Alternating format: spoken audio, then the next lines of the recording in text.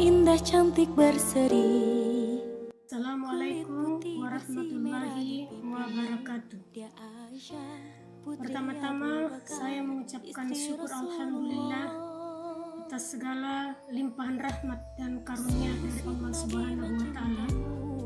Karena pada kesempatan ini saya dapat menyediakan materi-materi perkuliahan melalui YouTube, khususnya mata kuliah yang saya ambil, yaitu mata kuliah sejarah peradaban Islam atau yang berkaitan dengan mata kuliah tersebut.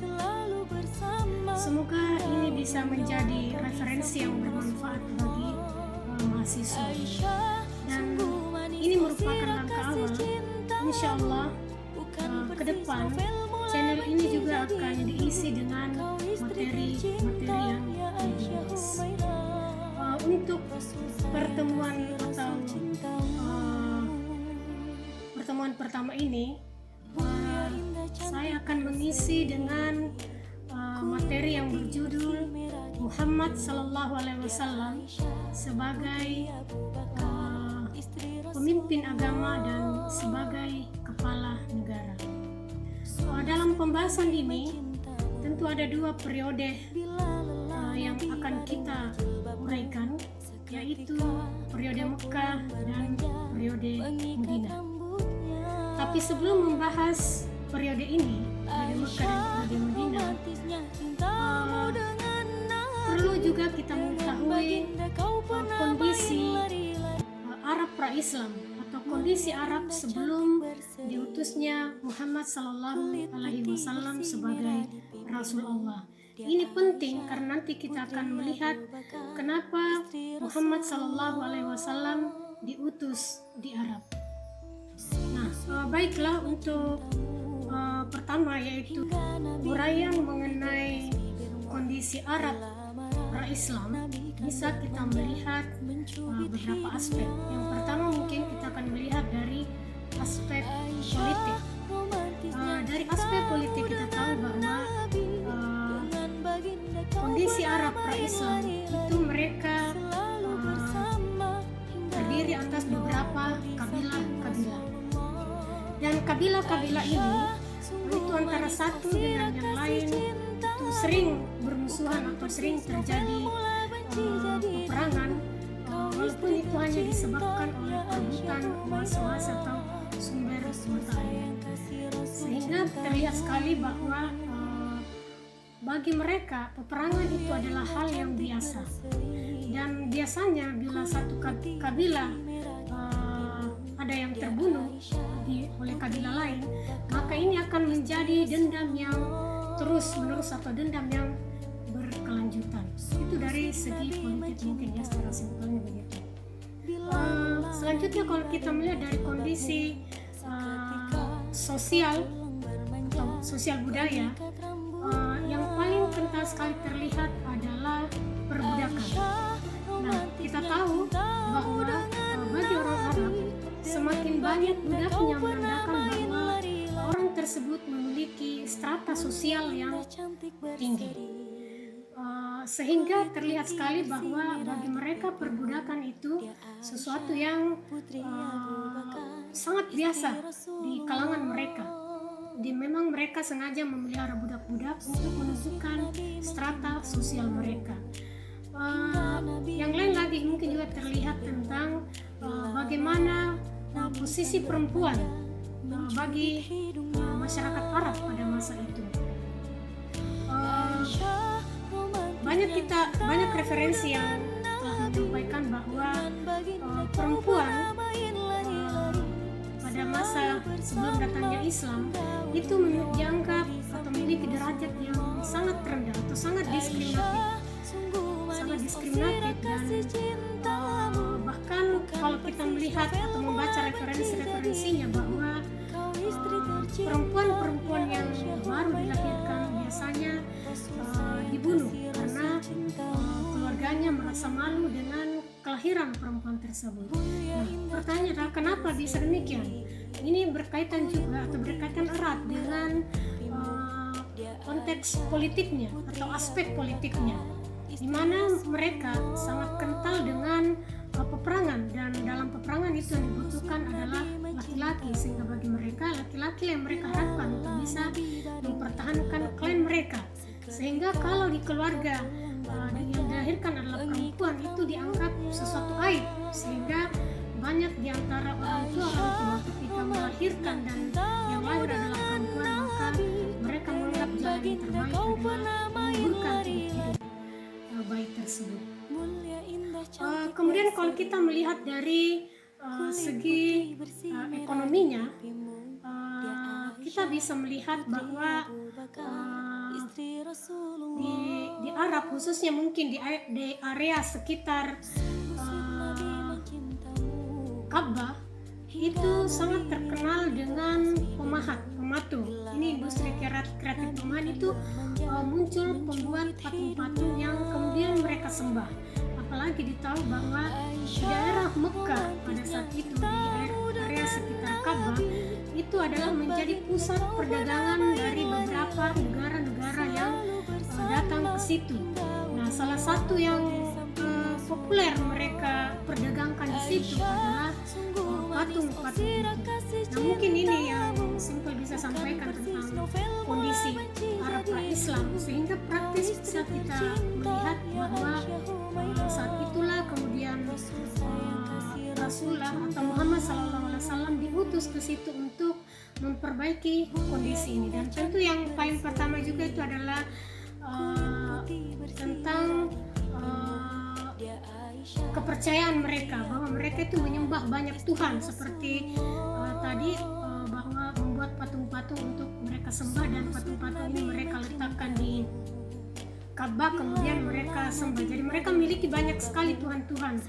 Biasa ada yang disebut dengan Lata, Mana, Usa, dan nama-nama yang lain yang mereka berikan kepada dewa-dewa atau sembahan-sembahan mereka itu. Nah, selanjutnya Praja Mekah. Untuk Praja Mekah, kita tahu bahwa Rasulullah SAW menyiarkan Islam di sana kurang lebih 13 tahun lamanya. 13 tahun ini merupakan waktu yang cukup lama, tetapi bisa dibayangkan bahwa yang menerima Islam itu tidaklah banyak, hanya bisa dihitung jari.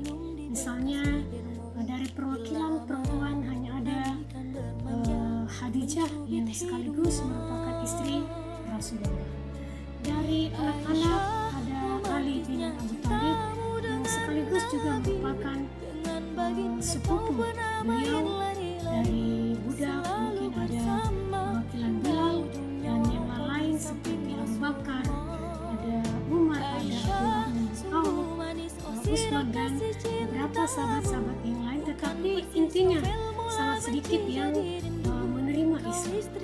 Padahal sebelum Muhammad SAW menyatakan dirinya sebagai utusan Allah, orang-orang Arab memberi gelar kepada beliau Al-Amin, artinya orang yang jujur. Ini adalah merupakan gelar yang mulia sekali pada saat itu.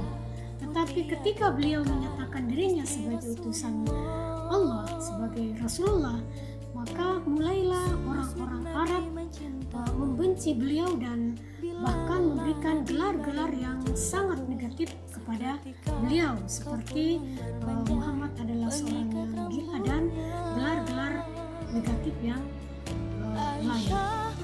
Pertanyaannya adalah, kenapa orang-orang Arab sangat enggan untuk menerima Islam? Nah, saya kira ini sangat terkait sekali dengan pembahasan sebelumnya, yaitu kondisi Arab pra-Islam. Yang pertama mungkin adalah sangat terkait dengan konteks teologi yang disiarkan oleh Muhammad SAW. Orang-orang Arab sudah terbiasa dengan tradisi nenek moyang, yaitu mereka menyembah banyak dewa-dewa yang mereka sembah. Mereka juga tidak percaya akan adanya kehidupan akhirat, sehingga inilah menjadi salah satu penyebab mengapa mereka menolak Islam. Yang lain juga sangat erat kaitannya dengan persoalan Rasulullah untuk mengangkat harkat martabat perempuan, sementara pada sisi lain mereka sudah terbiasa dengan budaya-budaya perbudakan atau perlakuan terhadap perempuan yang sangat diskriminatif. Islam datang membawa sebagai ajaran yang egalitarian, dan ini tentu bertentangan dengan tradisi yang sudah mapan pada masyarakat Arab pada saat itu. Yang lain mungkin juga terkait dengan persoalan ekonomi, misalnya para pemahat patung yang membuat patung yang mereka sembah, patung yang mereka anggap sebagai dewa, ini mereka merasa terancam segi ekonominya, sehingga ini mereka menolak Islam. Yang lain mungkin menurut saya juga tidak bisa lepas dari faktor geografis Arab pada saat itu. Faktor geografisnya kita tahu bahwa kondisi mereka adalah padang pasir. Kehidupan mungkin boleh dikatakan ya cukup keras ya, sehingga dengan kondisi ini membentuk karakter mereka yang tidak mudah menerima hal-hal yang baru, seperti mungkin Islam datang dengan konteks ajaran teologinya yang sangat bertentangan dengan tradisi nenek moyang mereka, dan perlakuan kafir Quraisy terhadap Rasulullah. Kita tahu bahwa mereka sangat kejam terhadap beliau, bahkan tuduhan-tuduhan terhadap beliau yang dilamatkan kepada beliau, misalnya beliau adalah tukang sihir dan sebagainya. Bahkan kalau kita lihat klimaks dari kebencian kafir Quraisy adalah mereka melakukan pemboikotan terhadap umat Islam, dilarang melakukan hubungan terhadap orang Islam, termasuk hubungan dagang, sehingga praktis dapat dikatakan bahwa umat Islam di Mekah pada saat itu mengalami kesulitan, maka tidak ada jalan lain, mereka harus hijrah ke Madinah. Selanjutnya periode Madinah, atau biasa disebut perjalanan Rasulullah dalam pembentukan negara Islam. Rasulullah SAW hijrah ke Madinah, dan ini disambut dengan sukacita oleh orang-orang Madinah. Rasulullah memilih Madinah sebagai tempat hijrah selain karena ini memang adalah perintah Allah Subhanahu wa Ta'ala. Di samping itu, sebelum hijrah Rasulullah juga memang sudah melakukan perjanjian dengan orang-orang Madinah yang disebut dengan perjanjian Aqabah, di mana perjanjian Aqabah ini terjadi ketika orang-orang Madinah yang berhaji ke Mekah, mereka kemudian mendengar bahwa Rasulullah diberi gelar dengan sebutan Al-Amin atau orang yang jujur. Karena itu mereka tertarik menemui Rasulullah. Ini terkait dengan kondisi Madinah pada saat itu yang memang sedang mengalami krisis kepemimpinan. Krisis kepemimpinan di sini yaitu di Madinah terdapat dua suku besar yang memiliki pengaruh yang cukup besar di Madinah, yaitu suku Aus dan suku Hasrat. Kedua suku ini mereka saling bermusuhan, atau kalau dikatakan, atau boleh dikatakan kalau suku Aus yang memimpin, maka suku Hasrat akan menjadi oposisi. Begitu sebaliknya, sehingga mereka tidak pernah dalam kondisi yang kondusif secara politik. Mereka tidak mengalami kondisi yang kondusif. Hal inilah yang menyebabkan ketika orang-orang Madinah berhaji dan mendengarkan ada yang diberi gelar Al-Amin, mereka sangat tertarik menemui orang ini dengan maksud bahwa di pikiran mereka, di benak mereka, bahwa orang ini sangat tepat untuk memimpin Madinah, karena mereka memang membutuhkan pemimpin itu. Nah, disebut dengan perjanjian Aqabah 1 setelah mereka menemui Rasulullah, dan itu menyusul kemudian perjanjian Aqabah 2 yang semakin memperkuat komitmen mereka terhadap Rasulullah. Karena itu ketika Rasulullah beserta kaum muslimin berhijrah ke Madinah, mereka sangat menyambut baik kehadiran Rasulullah beserta rombongan. Di Madinah, Rasulullah SAW sukses mencapai sebuah kesepakatan politik resmi, sehingga dapat dikatakan bahwa disinilah babakan baru Islam dimulai, yaitu Islam merupakan sebuah kekuatan politik. Ini nampak sekali perbedaannya, bagaimana Islam yang berada di Mekah dan Islam yang ada di Madinah. Di Madinah, Islam merupakan sebuah kekuatan politik. Karena itu selanjutnya Rasulullah melakukan langkah-langkah politis, yaitu untuk memperkokoh kekuatan masyarakat dan negara baru ini.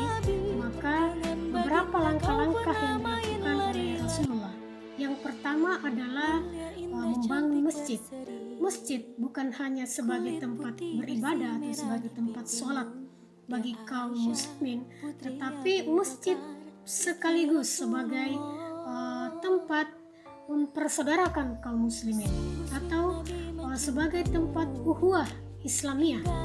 Masjid menjadi tempat bermusyawarah, atau masjid merupakan tempat untuk membahas hal-hal yang dianggap penting, atau intinya dapat dikatakan masjid berfungsi sekaligus sebagai pusat pemerintahan.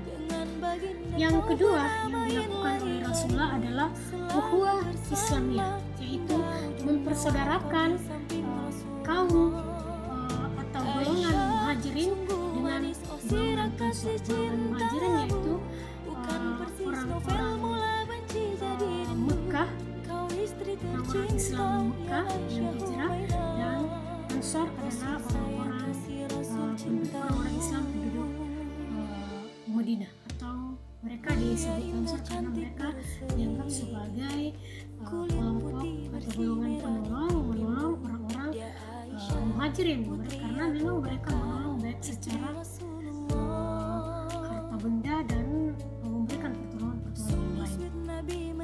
Hal ketiga yang dilakukan oleh Rasulullah adalah melakukan hubungan persahabatan dengan pihak-pihak penduduk Madinah lain, yaitu penduduk Madinah yang non-muslim seperti orang-orang Yahudi dan penduduk Madinah yang masih menganut agama nenek moyang mereka. Ini penting dilakukan oleh Rasulullah karena ini sangat terkait dengan membangun negara Madinah itu sendiri. Dan kita kenal bahwa selanjutnya terbit yang disebut dengan Piagam Madinah, di mana Piagam Madinah ini mengatur hak-hak dari setiap penduduk Madinah itu. Jadi jelas sekali perbedaannya. Kalau di Madinah, di Mekah, Rasulullah SAW hanya dikatakan sebagai pemimpin agama, tetapi berbeda yang terjadi di Madinah. Ini mengalami perkembangan Islam, mulai perkembangan yang luar biasa. Rasulullah kemudian Islam menjadi sebuah kekuatan politik. Saya kira ini yang bisa saya sampaikan untuk materi ini, dan selanjutnya mungkin kita akan sambung pada materi-materi selanjutnya. Terima kasih. Assalamualaikum warahmatullahi wabarakatuh.